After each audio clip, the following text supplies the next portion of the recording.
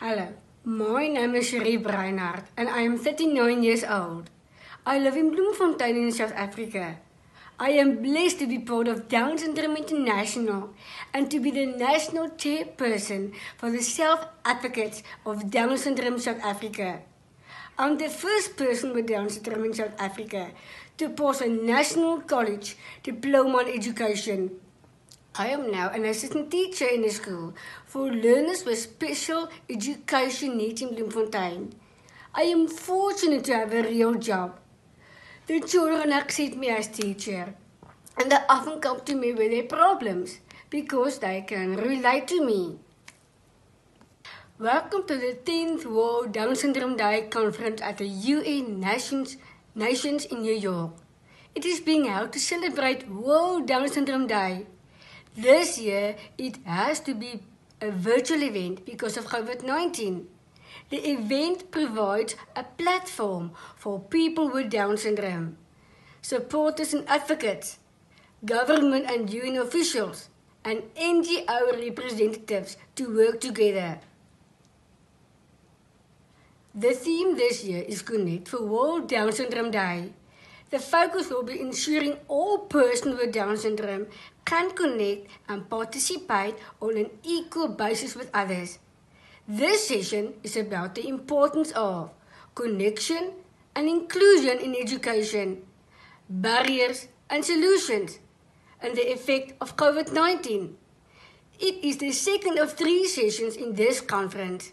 Each session is being held as a webinar this year.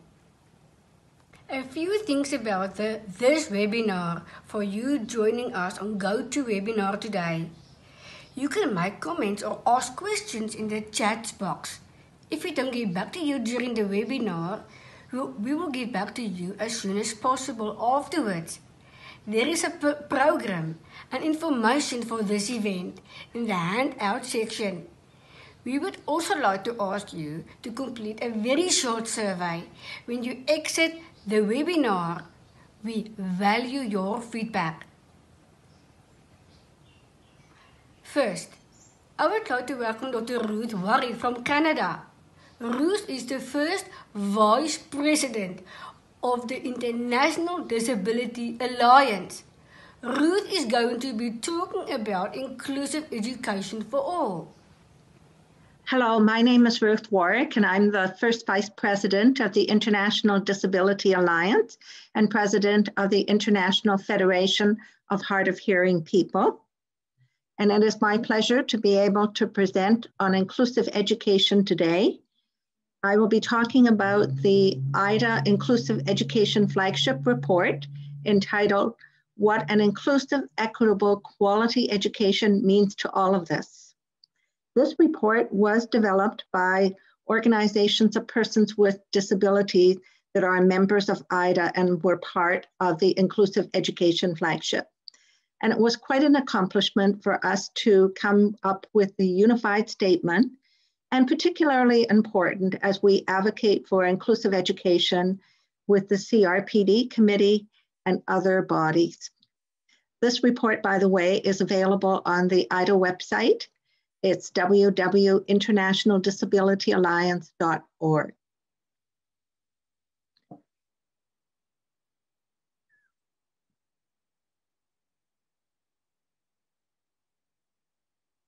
Now, the main concept of the report is that in an inclusive education system, all learners with and without disabilities will learn together. So it means that everyone is included in an inclusive education system. And they will learn together as much as possible in their local community schools. They will receive the support that they need, and this is at all levels of education, from preschool to tertiary vocational education. And these schools will be inclusive and accessible, and they will also include sign language bilingual schools. Now, what does this statement mean in more detail? So the main themes arising out of this statement are that inclusive education is for all, not just learners with disabilities.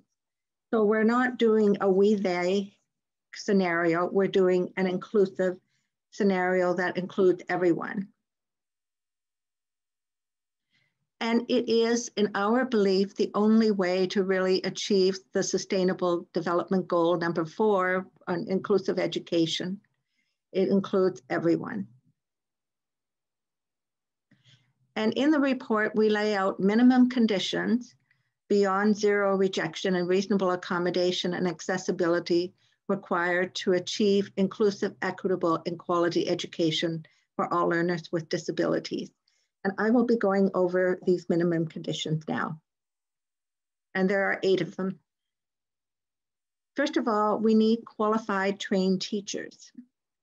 These are teachers who are equipped to ensure that students are able to participate in quality education. And it also includes teachers who have a disability themselves. That is very important. Second point is relevant and responsive curriculum. So first of all, the curriculum needs to be the same for all students. We're not talking about a different curriculum for students with disabilities, because we talked about a different curriculum that leads to different outcomes and different certifications. We want the same outcomes and the same certification at the end of the process. But this curriculum must be flexible and must respond to individual needs. Third point is that the range of supports from early childhood should be provided.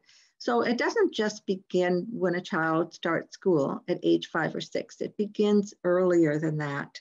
It begins with early identification of the disability. It begins with language development, with motor development, and all kinds of early childhood support for the family, for the child and for the family. And that's an important point, that we're talking not just about the child, we're talking also about the family. The fourth point is about accessibility and support services for inclusive education. Here we're referring to access to facilities, ensuring that it is an accessible facility, not only in terms of mobility assistance, but also in terms of visual losses, in terms of hearing losses. The acoustical environment needs to be accessible. And it also needs to provide information in chunks that is able to be absorbed by the student.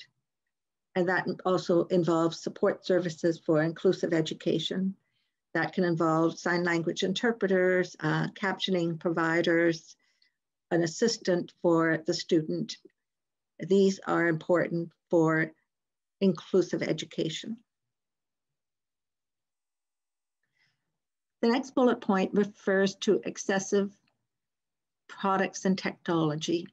So access to assistive products and technology is important in terms of their being available so that the student is able to access all of that is available in order to learn.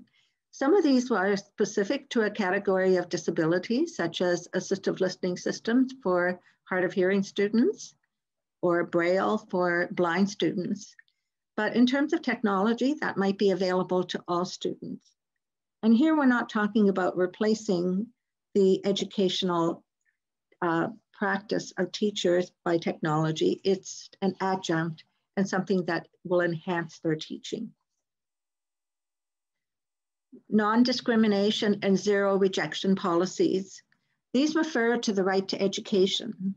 So this will be particularly important for this audience, that all children have the right to be educated and to be included and to have accommodations. And we have zero rejection policies. And we need to collect data. We need to do this consistently, and we need to disaggregate it by disability type so we can actually measure when progress has been obtained. And the last main point is about adequate funding.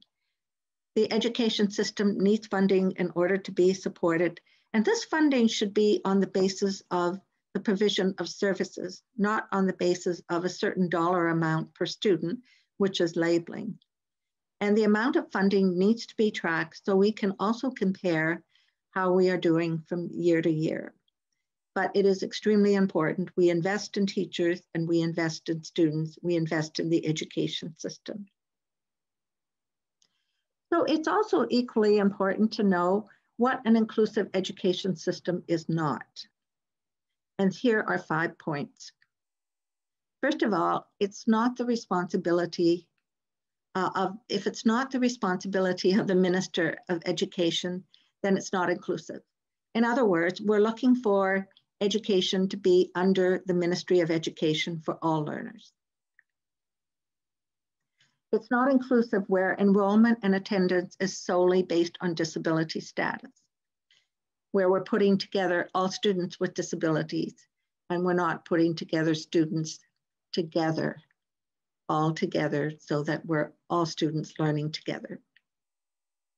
Or where there's a subpar educational standards. This is not inclusive education. And where it does not lead to equal education outcomes, qualification, or certification. Students with disabilities should have the same outcomes as all other students. It may take different inputs to get there, but the end objective is the same. So in conclusion, IDA calls for phasing out of segregated or any setting that does not provide inclusive education in its broadest sense, and for measures to harness the specialized knowledge available in current special school settings to support the transition towards a truly inclusive education. We know that many people already have a lot of knowledge and skills, and they can work together with us in this transition period. So inclusive education requires a transformation of the existing educational system in many countries. Inclusive education is the responsibility of all of us and will require wide cross-sectoral collaborations. And in this slide, I would like to just share with you another report that has been developed in the last year on inclusive education. And this report is by UNESCO, which is available on their website. It's called Inclusive and Education, All Means All. So it has many concepts in the report that are very similar to the ones in the IDA report, which I think is good because it means we're reinforcing the same messages. One of the key concepts is inclusive education is for all, not just learners with disabilities, the same concept that I've stated before for the IDA report. Inclusion is a process requiring cross-sectoral collaboration. And it refers to recent reports of the CRPD committee that are increasingly pointing towards special schools being in violation of the Convention on the Rights of Persons with Disabilities. It calls for measures to ensure specialized knowledge currently available in special schools is harnessed in the transition towards inclusive education, a very similar point that was made with respect to the IDA report. And I would like to now conclude with a quotation from my colleague, Gur Jensen, president of the World Federation of the Deafblind. He says, "For me, inclusive education, especially from an early age and preschool, stands out as probably the best tool to teach kids through real practice that they are all equal. If education is not inclusive, then how will we teach them to include others when they in time will inherit the world?" Thank you very much for your attention. Thank you, Ruth. We would now like to show you a video sent to us by UNESCO for this event. This video has not yet been shown anywhere and contains key messages from their recent GEM report on inclusion in education. It shows an inclusive school for children with disabilities from Armenia.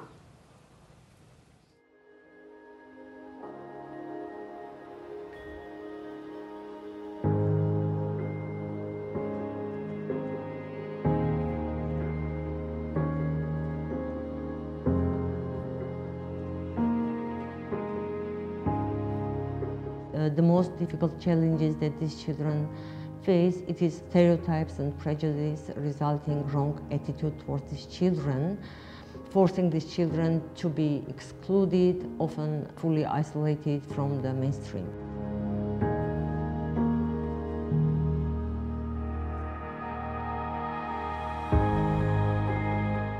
almost every parent has a dream to see her child not only just rehabilitated, be included in the community, attend school, get education, and to also plan for his future life.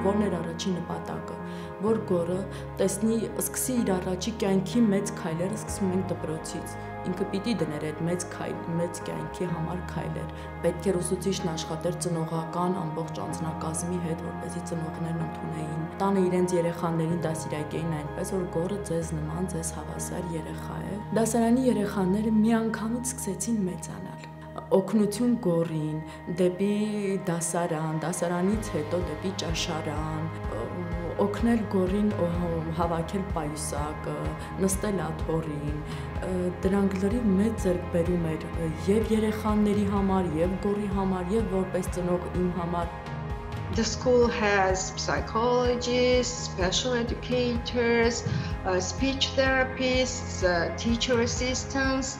I think we have managed to create opportunities for children to move freely at school.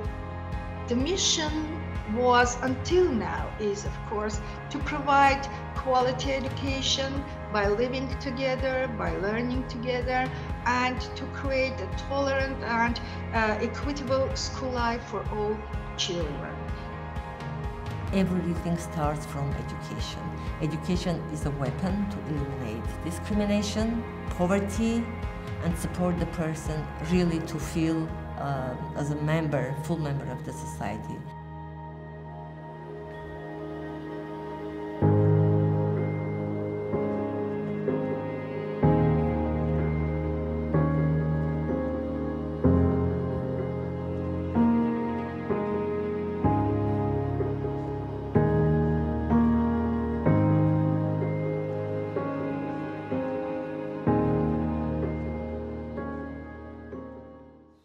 Thank you for your presentation.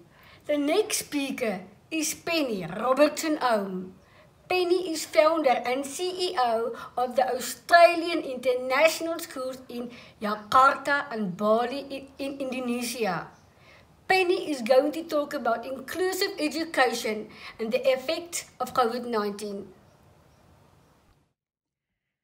Happy World Down Syndrome Day, or Trisomy 21 Day for 2021.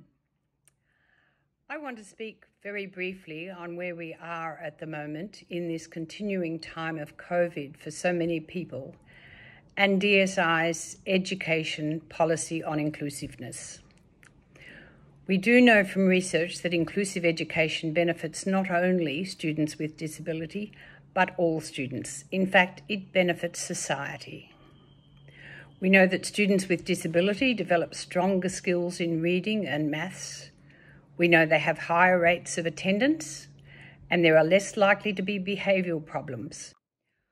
We know that teachers should be responsible for the learning of all students in their classes, and they must guide the work of teaching assistants or therapists who have been assigned to support the student with special needs. So how well have we done during COVID?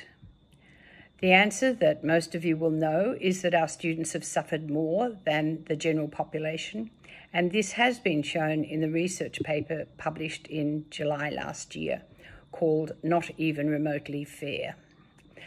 To give you a quick summary of that, it showed that the level of support during COVID versus the level of support prior to COVID in curriculum modification was down by 18%.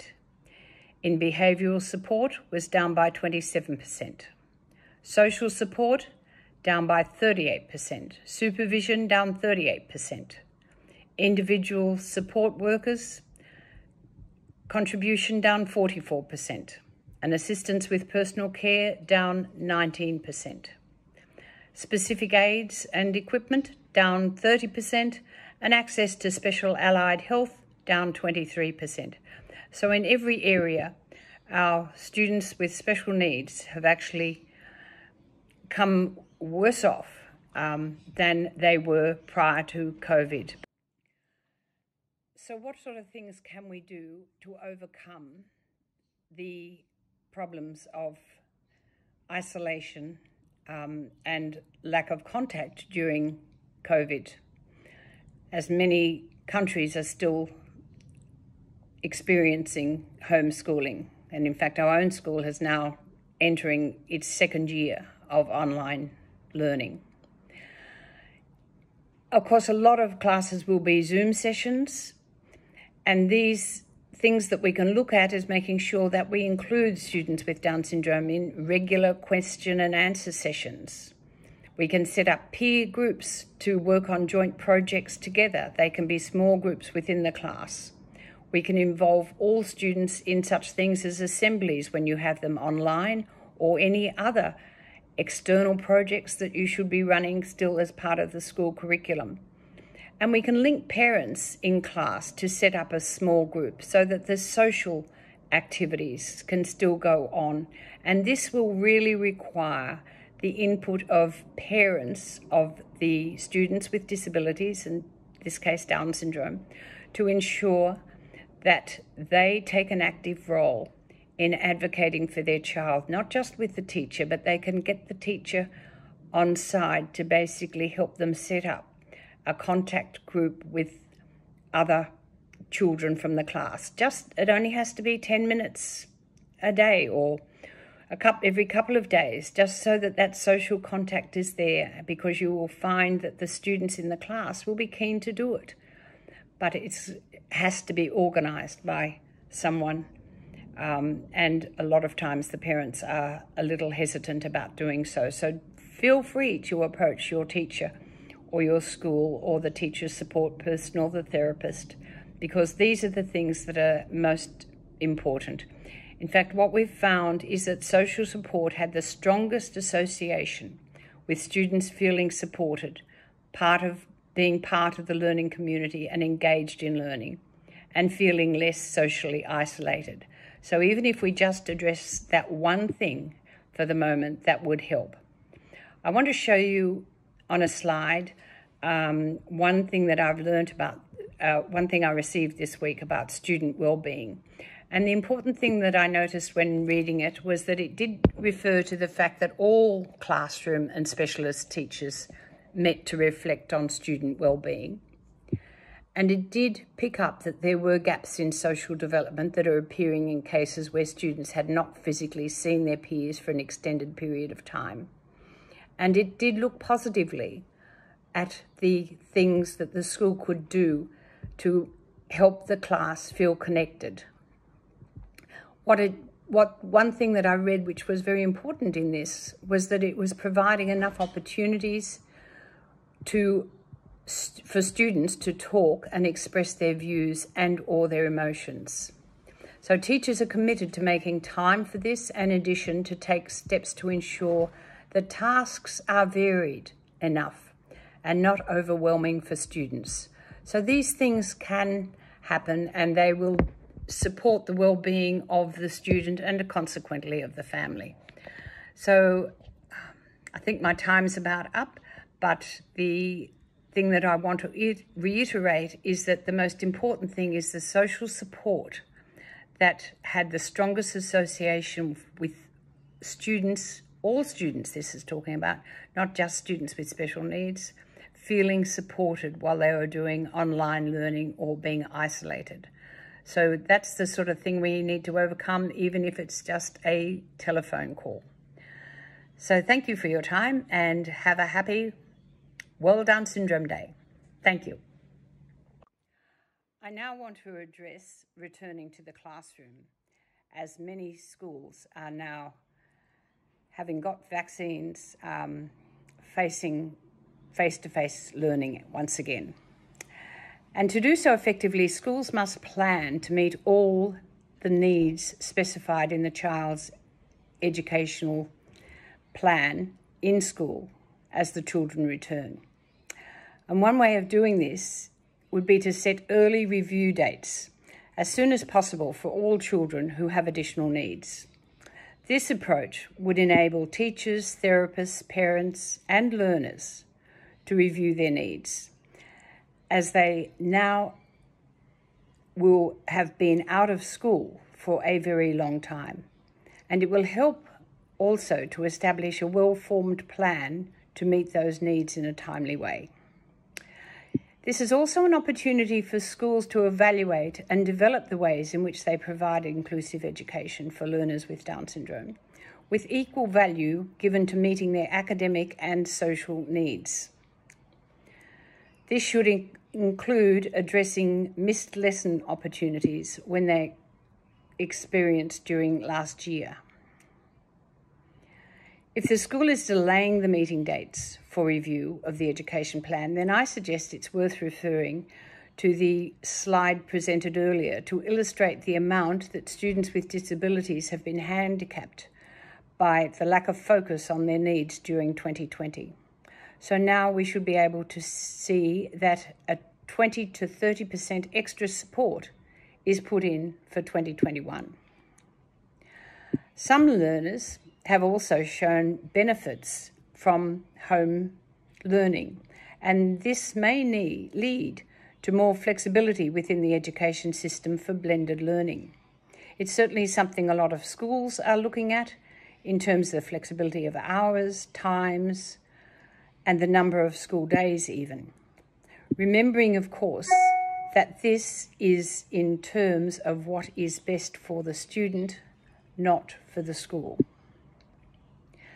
Finally, to families who feel that they spend all their time advocating, I ask you not to be put off by this, as you will see the results of your work. 40 years down the track, I can tell you that every effort you make is not just for your child, but for the families who come after you.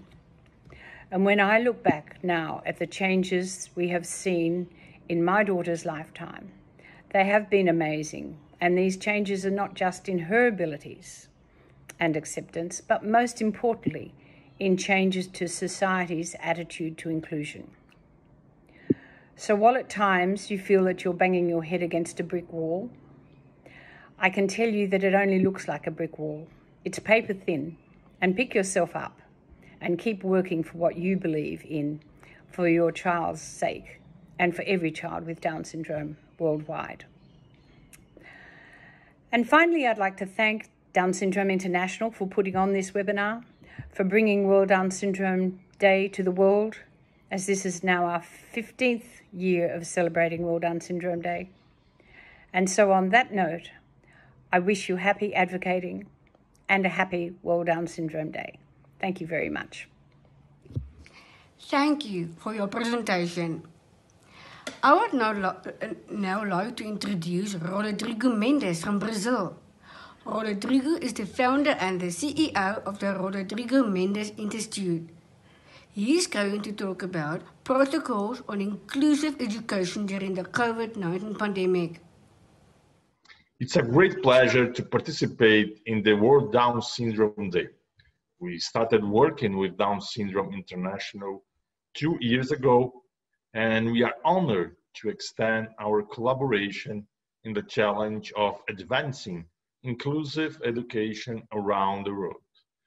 At the end of March, right after the schools closed in Brazil, several secretaries of education started looking for us, asking if we could support them in the challenge of thinking about how the return of students with disabilities to schools would be after social isolation ended, both from pedagogical point of view as well as sanitary.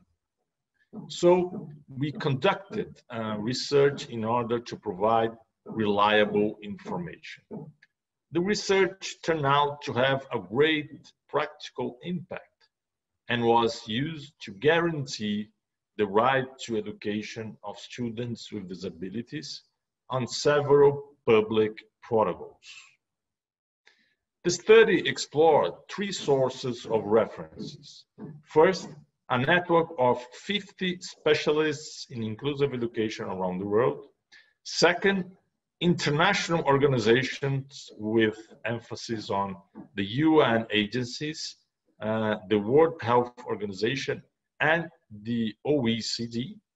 And finally, the ministries of education from 23 countries, which were already opening the schools at that time. So the survey considered Australia, Austria, Canada, China, Denmark, England, France, Germany, Italy, Japan, Jordan, Norway, New Zealand, Ireland, Portugal, Scotland, Spain, Singapore, South Korea, Taiwan, United States, Uruguay, and Wales. We ended up finding a lot of material, and the research is already available for download on our website. The research is organized in 3 chapters. The first explores the broad set of rights that must be guaranteed to people with disabilities, which involves not only the right to education, but also health and information, including accessible information and simple language for people with intellectual disabilities. The second chapter deepens the considerations about education during the period of social isolation and argues that educators, support professionals, and school managers need to continue to work together, looking for alternatives so that distance learning incorporates multiple pedagogical strategies, the flexibility of activities, and the accessibility of content.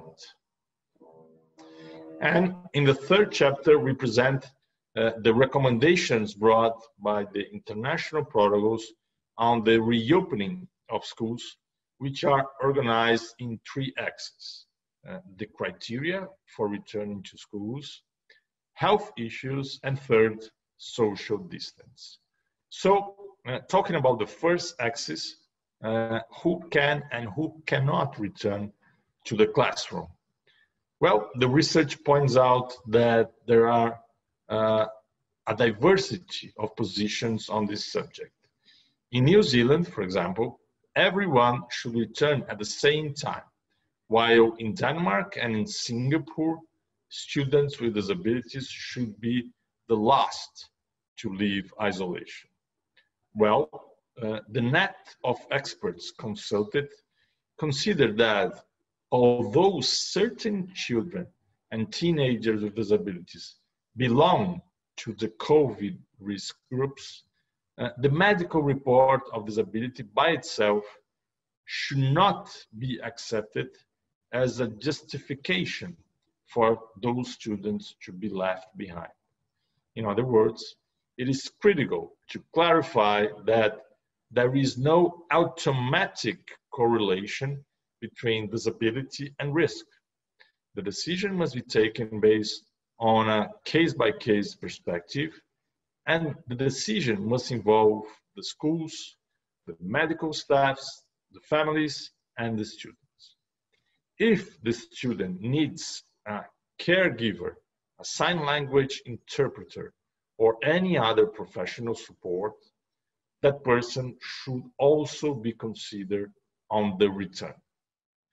Moving to the health issues axis, the research represents the main hygiene measures that have been adopted around the world. So, in addition to frequent hand washing, procedures for cleaning surfaces, equipment, and toys should be introduced. The same applies to respiratory etiquette and safe food preparation practices.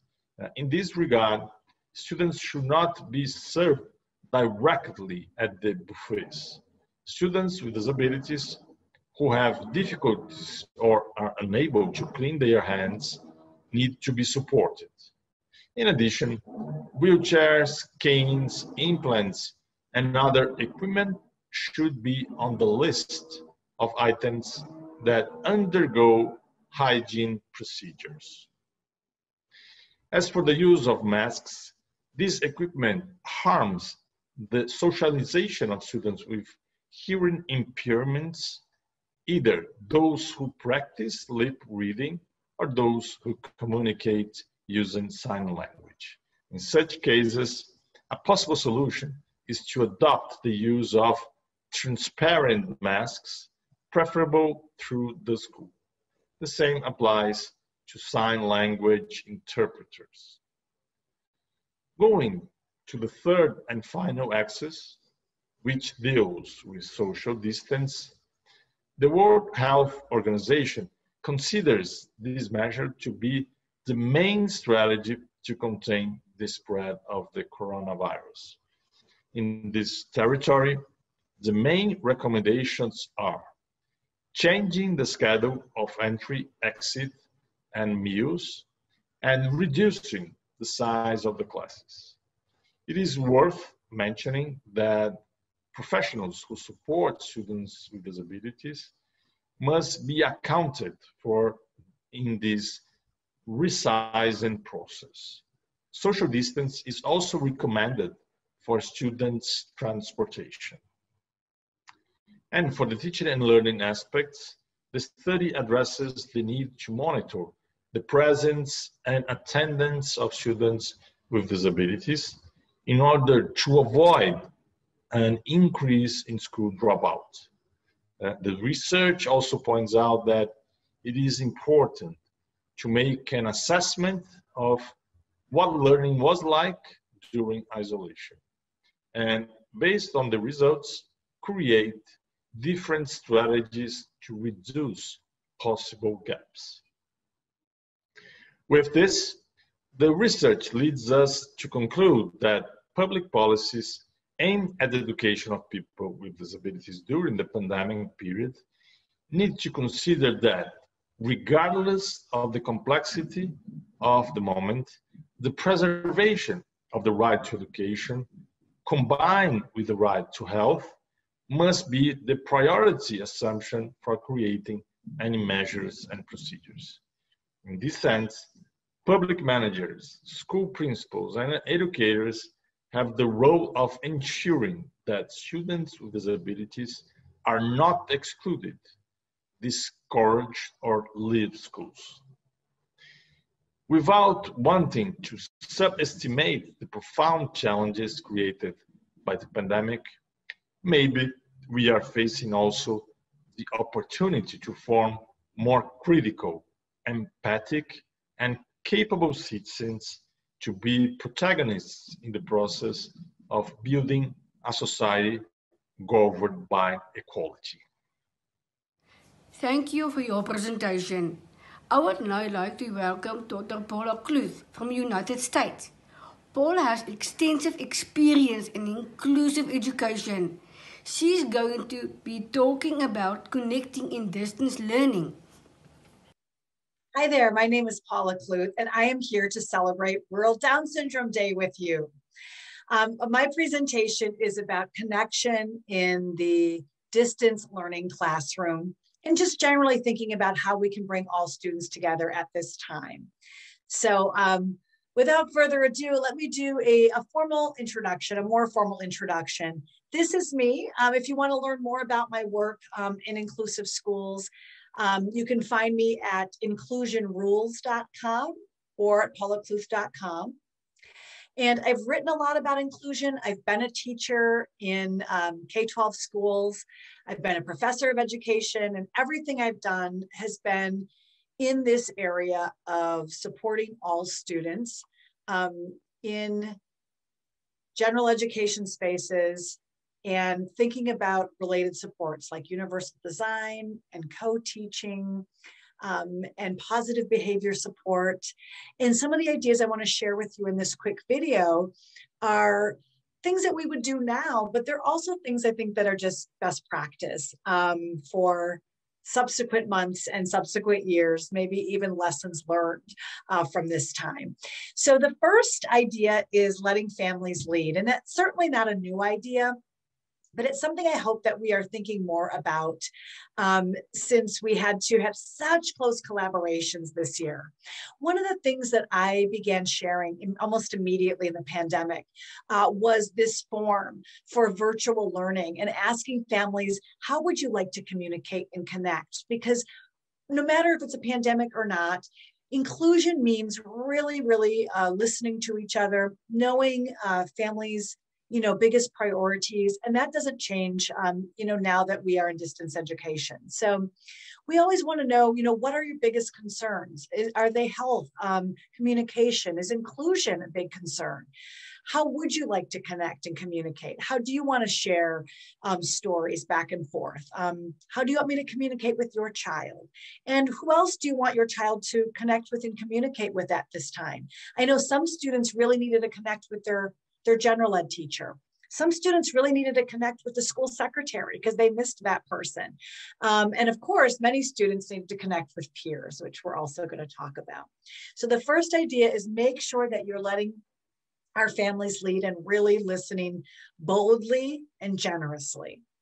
Now we want to talk about how to keep kids connected to their peers. And there's all kinds of ideas about this, but one of my favorites is to just do what my colleague Lisa Orvis suggests and ask. Just ask. So Lisa's daughter wanted to take guitar. And so in her senior year, she began to play the guitar. And when the pandemic forced us all home, she began to, submit her video recordings to her teacher, but that wasn't very exciting. So Lisa asked, could it be more inclusive? And the teacher set up a 45-minute session, invited more students, and they started to kind of jam together and started this guitar club during the pandemic, which was really a stress reliever as well. Here's actually a picture of Chloe with her guitar club. So one way to get kids connected is through clubs, forming the clubs if they don't already exist. If you're a family member, if you have a creative idea for connection, just ask. Look for formal opportunities as well as informal. Are there peer tutoring opportunities that might be already part of what happens at your school or something that you could invent? So this is a peer tutor script, and I've used these for lots of kids throughout the years, but they were really helpful during the pandemic. We might have students that are working together in a breakout room, and we want students to help each other, but some students without disabilities may not quite know how to support their peer. So by adding in a script, that student may have confidence and some good ideas for how to be helpful, how to teach something. So these scripts can be offered during class where students help each other, or maybe even after school for tutoring programs that are more formal. How about something like this? This is called Together Apart Time. Structuring classroom activities so that students have prompts or exercises that help them to interact with those that are learning in a different environment. So this was submitted to me from a team in Texas. And what they did was they had centers in their classroom, and at every center there was a game or an exercise or an activity that prompted students in the classroom to interact with those at home, so that students were just kind of continuously building their community and getting strategies for virtually, interacting, communicating, playing together. Here you see a restaurant game of some kind. Sometimes kids were sharing their favorite stories or books back and forth, but just looking for, students to have some ability to not only learn from and interact with those in their physical space, but to make sure that they kept those ties strong with those that weren't in the classroom. This is something that that I love, and I'm hoping that it's something that some folks might continue to do after the pandemic is over. I did a lot of writing about virtual learning at this time and virtual inclusion. And this comes from a piece that I wrote with my friend, Mary Falvey. And this is Logan and his sister, Emma. And one of the peer supports that Mary brought to us was kind of having siblings sub in, right? Siblings are the peers that you live with, right? If you want to put it that way. And so we found that there was a lot of kids that had to rely on siblings for support. But again, a younger child like Emma may not have every teaching tool at her disposal. So instead of asking her to go through some kind of a plan, we might just give Emma some prescription, like, can you read one picture book a night with your brother? Or we could send home some learning games so that they can play some games together. So if the class is learning about the solar system, we could send home a bingo game about the solar system, and Emma and Logan can play that together to learn some of those standards-based concepts. Finally, we might bring the IEP home as one way to stay connected to our students and to help our students stay connected to standards-based learning and even potentially to their peers. This involves, teachers working with families, looking at the IEP and saying, let us help you translate this IEP into daily exercises, into your rituals. This is especially helpful for families who might not be able to provide a lot of support for their students as they sign into the computer and attend those classes. So if families really need, extra help, we might help them to think about how that IEP can work for them at home. So we're going to take every single IEP objective and we're going to help them think about ways that they can teach that or support it. If a child has a choice-making objective, maybe they could send one classmate a note every day. The parent could work on that, or maybe a speech pathologist could. Maybe if a parent says that they would like to do that, as a teacher, I can send home some stamped postcards that are addressed to classmates. And now we have another way to stay connected to our peers. Another choice might be picking a content-based video to watch, or maybe even choosing my schedule. So there's lots of ideas here, but I think we're this reinforces that connection isn't just about students, but really working very closely with families. I hope that some of these ideas were helpful to you and that you enjoy World Down Syndrome celebrations.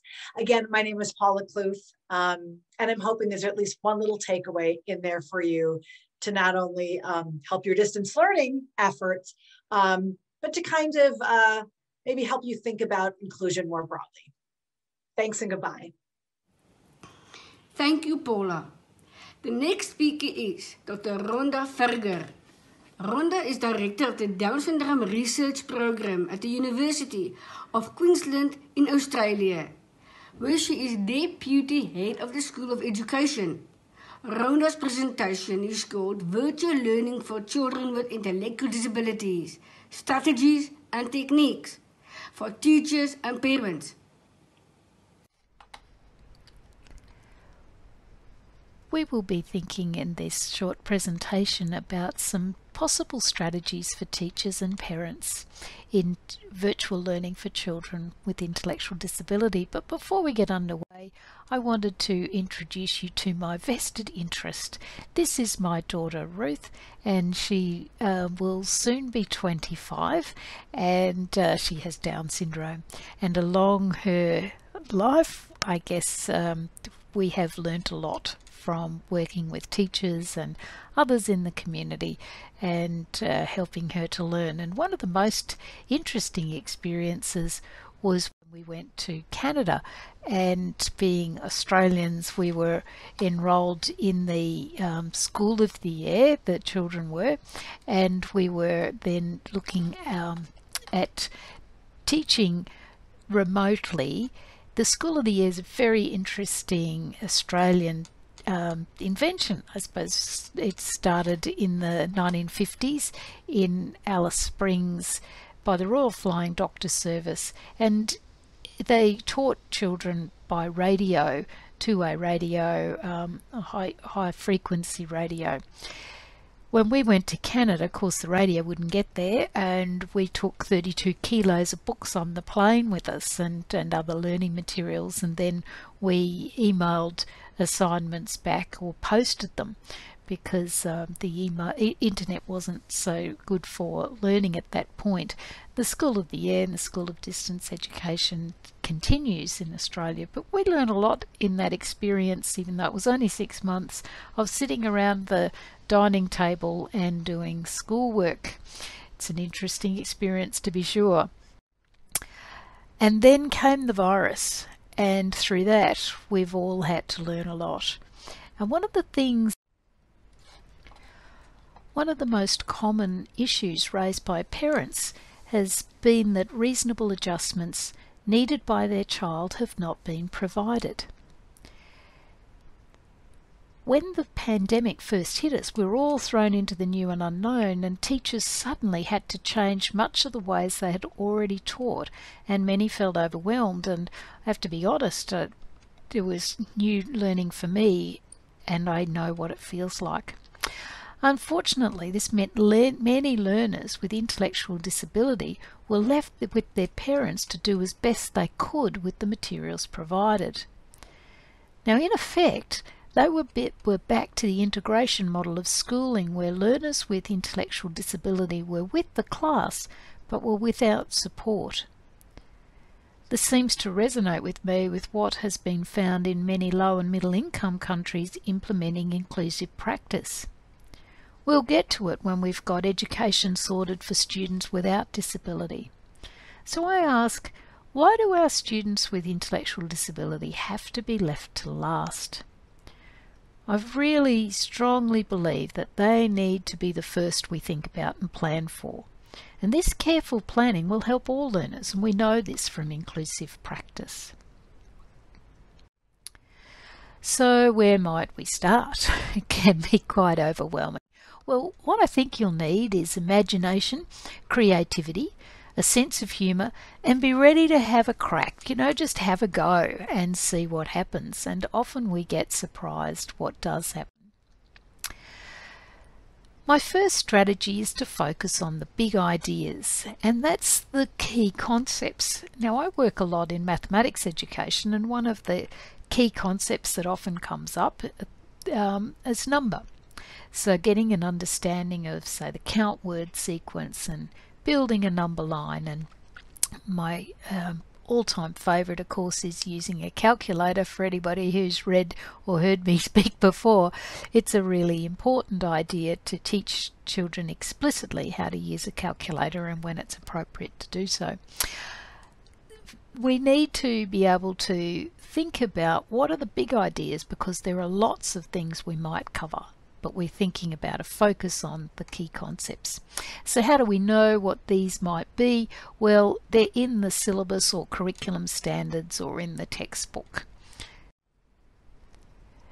The second strategy is adjusting the year level curriculum. So taking the curriculum that you would for the rest of the class, and then you make adjustments for learners with intellectual disability. So you're not thinking about them as separate and discrete, you're actually thinking about them as part of the class. So you start with the lesson you've planned for the class, you think about where blocks to learning might be, and parents can help here because they're working with their child, and particularly in a virtual learning environment they will be heavily involved, and so they might be able to provide feedback about where some difficulties are. Then you explicitly plan adjustments, but only provide these if they're needed, because often students will surprise us. They will just be able to do things that we thought might have been too hard for them. And then if parents and carers are available to assist, provide guidance for them so they know what they're expected to do to be able to contribute. So that's strategy 2. Strategy 3 is about planning the day. I guess we're a bit into this virus now and the learning remotely, but at first there was a sense that we needed to have kids sitting down at the desk as though they were there for their full school day all the time, whereas that doesn't happen in schools. Kids are up doing other things and having breaks and so on. So remembering that even though they're at school, it's not all schoolwork, so if we're doing that at home, we don't have to do it all the whole day, it's just as schoolwork.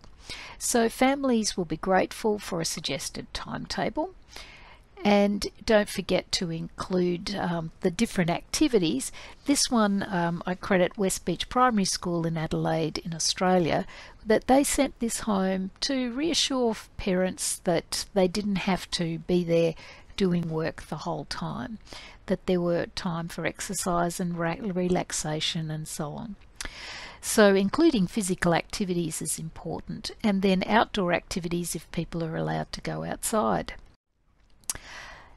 So strategies for busy families, one of the things that I think is important to realise is that there's so many things going on in a family, and schoolwork for our child with an intellectual disability has to fit in amongst that. So I think it's a matter of picking your focus, so talking with the teachers about what's the key thing, back to strategy 1, what's the big idea. So we're not trying to do everything all at once. It's overwhelming for us and for the child. The little bit often rule works, so it's better to spend 5 minutes just going through whatever it might be. It might be saying 13, 14, 15 a few times, or it might be, oh, look at this word says cat.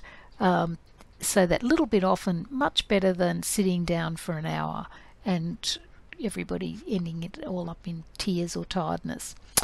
I think it's helpful then to have a box of school gear handy. So this used to be a box that we had on the dining table or nearby, so that if the moment struck, we'd be able to just grab something. It wasn't a big deal, and it didn't take very long. So we could do the little bit often rule without having a lot of planning ahead of time. And then I suggest if it becomes a battle, retreat, because this is about a relationship with our child which is ongoing. This is much more important in the end. And so we don't want to give up altogether. It just means we will take a different tack. We'll try something different. We'll take a different subject. We'll have a break.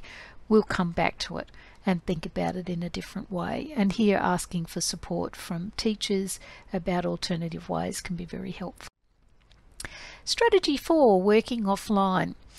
I thought I'd show you this picture. This came out early in the virus when our schools were closed here, and these are some kids out in Western Queensland receiving their USB by drone because the internet wasn't out there working terribly well and the mail was taking longer, and this was on a TV program, the news, and I thought it was just rather delightful. So we can't expect all kids to be online or able to be online, and certainly for our child with an intellectual development disability, it's not easy for them to learn online unsupervised, and so most likely we'll be working with the families so that they can help and implement the teaching at home. Plan a week of work rather than day by day, so that allows the family to fit it in amongst all their busyness, and if it doesn't get done today, tomorrow will do. I would recommend sending materials home at least by the Thursday of the week before they're needed, so that parents can have a look at them and then they can ask. We can't assume that parents will know all of the ways that we're teaching things in schools, or that they will remember all the different areas of learning. So it's important that they can go through it and check that everything is clear for them. And then check in online with the parent if this is an option rather than the child. So just checking in, how are you going? Is there anything I can help with? For number 5, assessment the easy way. It's a really important thing to assess learning, of course, but we want to be able to catch them in the act, so we don't have to wait until we've got a test situation or gathering some other assignment work. We can see the work that's being done, and we can take samples of their work through photos or making little videos. If we use those things, sometimes the children don't like videos, but a photo of their work after it's been done is a nice record, and it's great for the teachers to see what they've done. 19% of $17,544. So 19 over 100 times $17,544 equals $3,333.36. So 3,333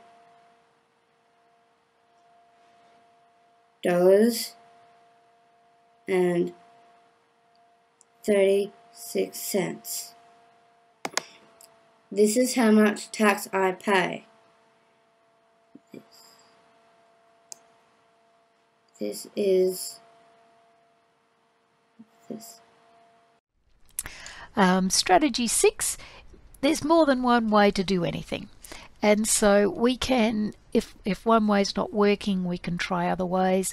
Games are terrific. So not just computer games, but things like Monopoly will teach a lot of mathematics, but also a lot of language and turn taking. The great thing about games is that you get the opportunity to watch the other players. National broadcasters around the world will do all sorts of education materials, and so you can get lots of different ideas from them. Now, strategy 7 is not so much about the learning academic work, but it is critical about keeping up social relationships, and so that's a really important part of school, at least I think as important as academic work. And so if children are learning in a virtual environment, encourage them to keep the video on. Just remind them to check the background or get the parents to help check the background, and then they can keep seeing their friends. It might be possible to arrange online sessions that are just for fun. So the strategies that I've talked about here are those around there, and those I hope will help you. And I'd like to say thank you to the children with intellectual disability and their parents and teachers who've taught me so much, and I welcome you to contact me if you would like to follow up the conversation. Thank you very much, Rhonda. The next speakers are from the Peru Down Syndrome Association. Amy Apaza, Coordinator of Inclusive Education, is going to talk about opportunities in virtual education for students with Down syndrome. Zemania Rodriguez, a self-advocate, will talk about how connection can lead to opportunities after high school.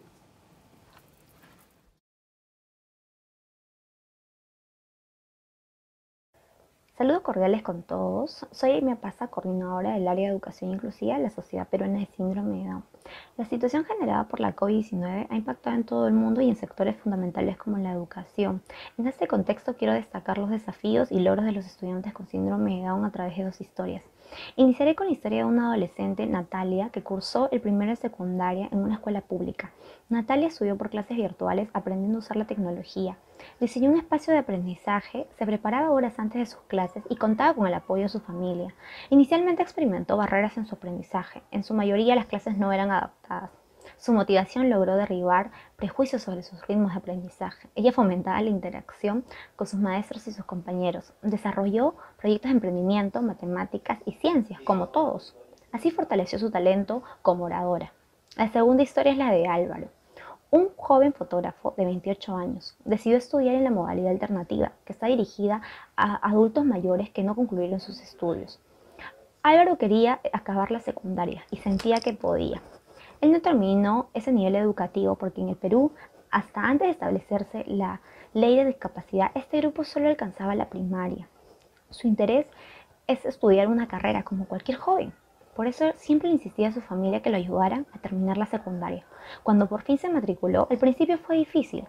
Enfrentaba barreras actitudinales con sus maestros debido a su aprendizaje y no participaba como los demás. El último grado lo pasó en la pandemia. Utilizando la tecnología, cursó las mismas asignaturas que los demás, investigó, aprendió más sobre la literatura, geografía, cultura, entre otros. Logró graduarse y con mucho entusiasmo ha comenzado a prepararse para postular a la universidad. Estas historias nos demuestran una vez más que los países deben garantizar la educación inclusiva en todos sus niveles y modalidades. La educación es el arma que cambia vidas y la inclusión es el camino para construir una sociedad más transformadora y justa. Muchas gracias. Hola, soy Ximena Rodríguez, autogestora de la Sociedad Permanente de Síndrome de Down. Defiendo a todas las personas con discapacidad. Quiero contarles sobre las actividades que realicé durante la pandemia. Primero entrevisté a Etiberto, docente de un colegio público. Me contó sobre cómo desarrolló su trabajo en la pandemia y que una escuela virtual es posible. Hablamos también sobre mi experiencia en una película peruana. Participé en eventos virtuales para docentes y familias defendiendo la educación inclusiva. Y porque tenemos el derecho a estar en un colegio regular y no ser discriminados como fue en mi caso. Les conté lo difícil que fue para mí conseguir una escuela.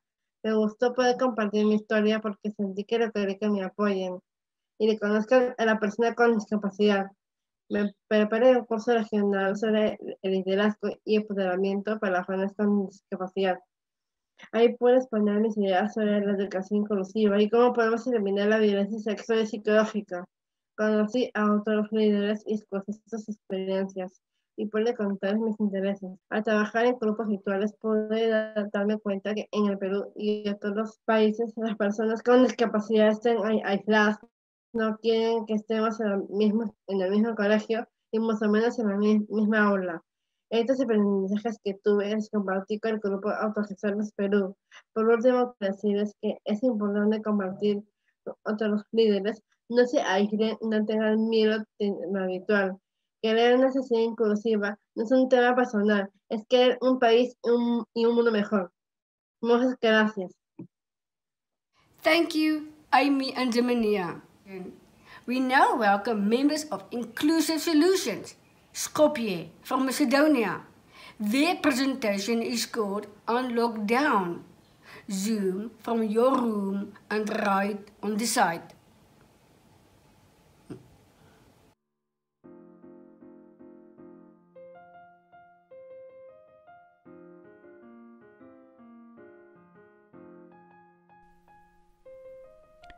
The COVID-19 pandemic has significantly affected people with Down syndrome in Macedonia.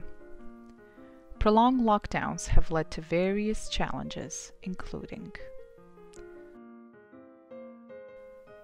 fewer possibilities to socialize in person, fewer opportunities to be physically active, an urgent need to acquire new digital skills to enable communication and online learning.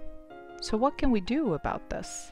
Unlockdown is an initiative started by siblings of people with Down syndrome and high school students, using the Youth Mayor's Erasmus program for community projects. The idea is simple. We organize regular thematic Zoom parties and create and update a website with content which is accessible and of interest to people with Down syndrome.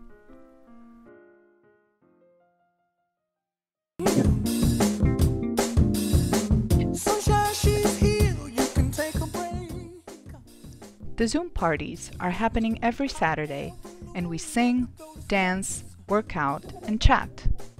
Initially, there was skepticism about how successful our online events would be. However, with every new Zoom call, we're becoming better at taking turns and participating in the party. Clap along if you feel like happiness is the truth. Because I'm happy. Clap along if you know what happiness is to you.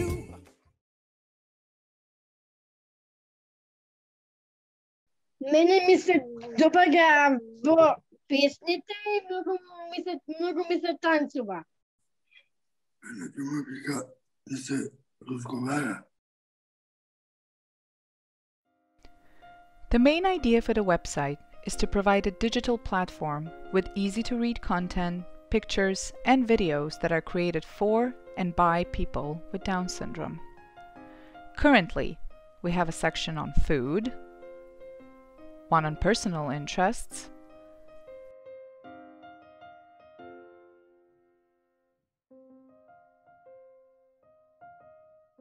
a section with useful materials, and a page dedicated to the 21-day challenge. Technology is not a substitute for in-person communication, but it can certainly help people with Down syndrome connect better and have fun in the process.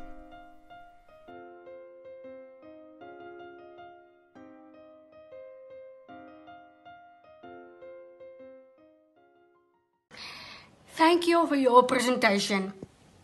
We would now like to give you a look at the upcoming featured documentary, Forget Me Not. This is a film about inclusive education and narrated by Oliver Bernier. The film has been in the making since its team won a competition, launched by VideoCamp at the World Down Syndrome Conference in March 2018. Hi everyone, my name is Olivier Bernier. I'm the director of the feature documentary Forget Me Not that will be released internationally later this year. It's a co-production between Rota 6 Films and Maria Farinha Films. I'm really excited today because 3 years ago, VideoCamp launched their fund to make this film, and today I'm sharing with you some of the first clips to be screened publicly.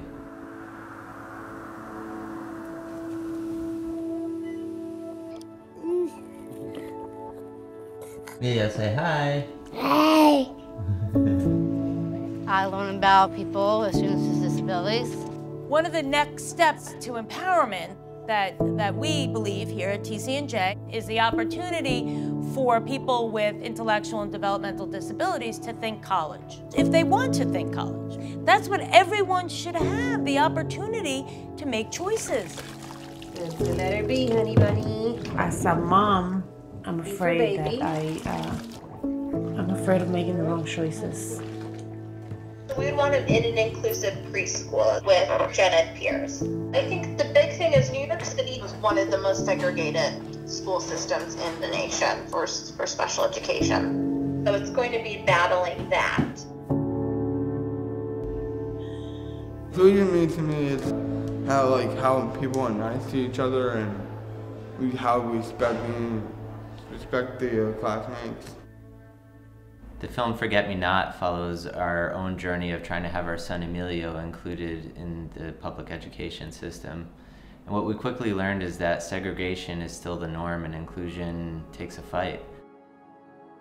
One of the most important things that we learned early on was that you have to be your child's foremost advocate, because no one is going to do it to a greater extent than you. Even though the law is very, very strong on promoting kids being educated in integrated environments, particularly kids with intellectual disabilities, the vast majority of those kids are still segregated in the United States in special classes. And to me, that's a huge failure. Time doesn't stand still for Aiden. This battle began when he was 11, 12 years old. You know, he's 16 now. He doesn't get this time back. It's time for another punch in the gut like we got from Willowbrook, where we need to turn and look around at what we built and say, now that we know better, how can we do better? Along the way, I met many families who had similar journeys to ours, and what I found out is that our experience with Emilio is not unique, and that's the unfortunate part. But what I also found out is that inclusion works.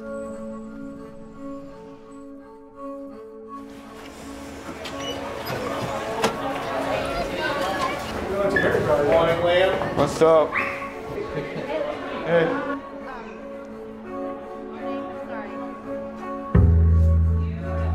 I'm gonna put this. It goes in here. No, it goes in here. It's pretty amazing what they do here. We kept all of our students together, and we rose to be one of the highest academically performing elementary schools for students with and without disabilities. I think the more we can get the word out there about inclusion, the better off we all are. The power of film and entertainment is that we can make these ideas and these concepts accessible to people that might not think about these things on a daily basis. And I hope by making this film and by us sharing the film with everyone, that they'll get a really intimate glimpse into a struggle that's real and that exists today.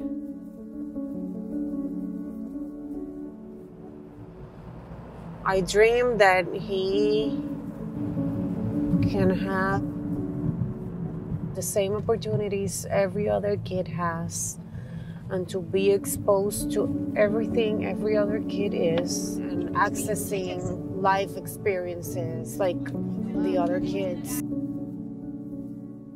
I just want to take a minute to thank Down Syndrome International for putting on this event this year and every year. And I'd also like to thank Video Camp and all the people that have helped out with the film and that participated in the film. It really took a lot of people to make this happen. But especially I'd like to thank my wife Hilda Bernier and my son Emilio for letting me keep a camera in their face all the time. I hope by making this film that we can spread the word on inclusion, and I hope that when the film comes out, you like the film and you share it. In the meantime, you can keep up to date with the news. You can visit our site, fmndoc.com, or you could check out our social media pages where we'll be updating about the release. So thank you very much, and enjoy the rest of the conference. Thank you to Oliver Bernier and the film team. We would now like to welcome Paul Soka.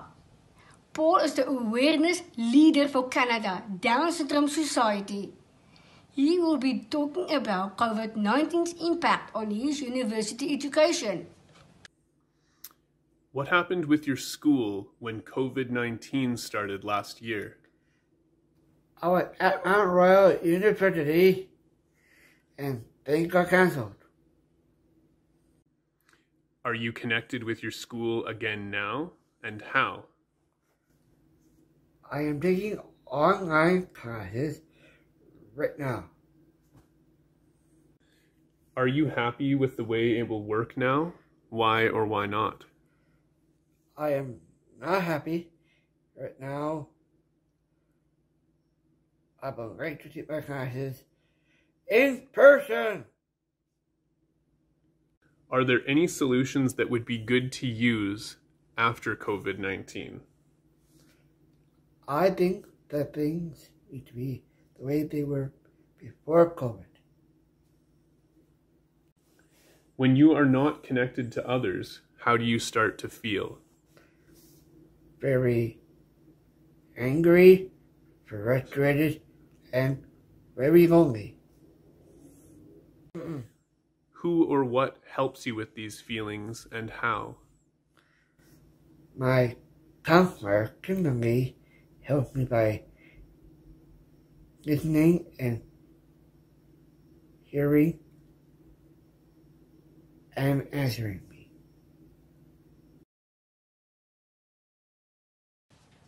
Thank you so much, Paul. Thank you to all our speakers today for sharing your knowledge, views and experiences.